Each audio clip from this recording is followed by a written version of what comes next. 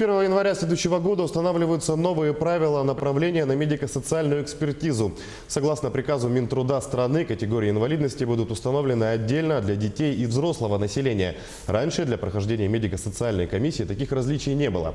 Кроме того, с нового года разделены некоторые нозологические формы заболевания, нарушения функций, то есть отдельно обозначены критерии при первичном и повторном освидетельствованиях. Также для признания льготной категории граждан письменное согласие на медико-социальную экспертизу будет оформляться сразу в медицинской организации.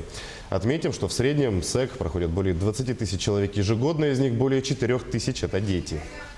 Кардинальных изменений законодатель не предусматривает, что будет там увеличение уровня инвалидности или снижение. Дает прозрачность, дает понимание, почему и как устанавливается инвалидность.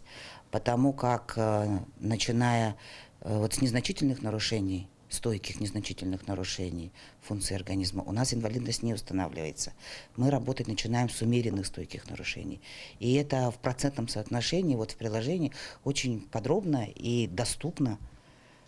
То есть граждане могут смотреть эти приказы, оценивать